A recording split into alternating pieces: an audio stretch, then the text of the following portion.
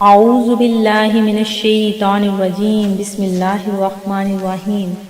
اللہ کے نام سے شروع جو بڑا مہربان نہایت رحم کرنے والا ہے۔ مون وظائف چینل کی جانب سے تمام ناظرین کو السلام علیکم ورحمۃ اللہ وبرکاتہ۔ میں اپنا چینل مون وظائف کی جانب سے آپ کے لیے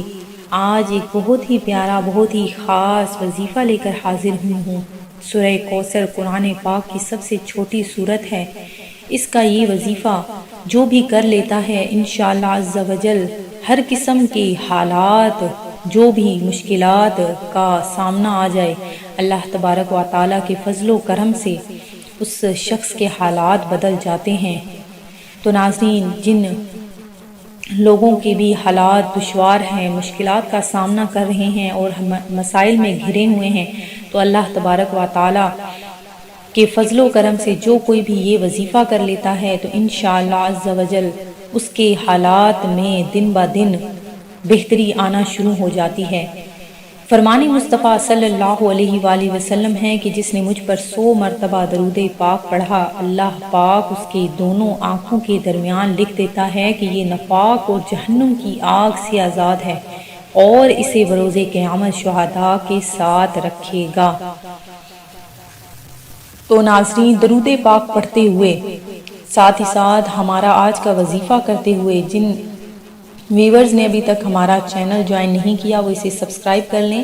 اور ساتھ ہی ساتھ بیل آئیکن کا بٹن بھی پریس کر لیں تاکہ ہر نیا آنے والا وظیفہ سب سے پہلے آپ تک پہنچ جائے۔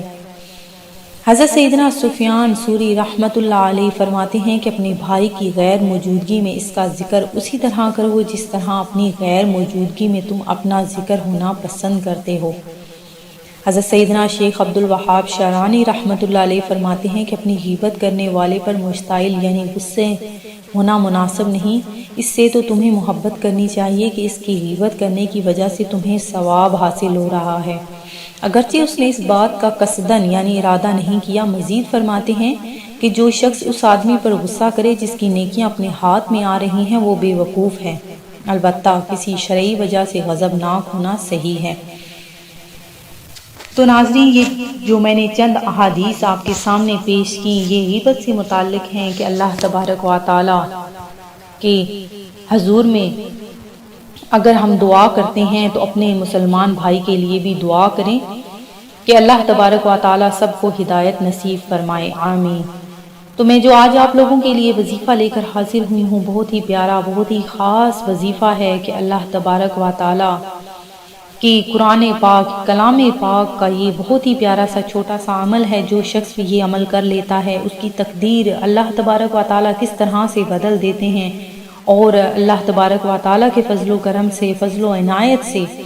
ہر چیز سیدھی ہو جاتی ہے۔ جس شخص کے کاروبار میں تنگی ہے، جو شخص پریشان ہے کہ اس کے کاروبار میں ترقی نہیں ہو رہی،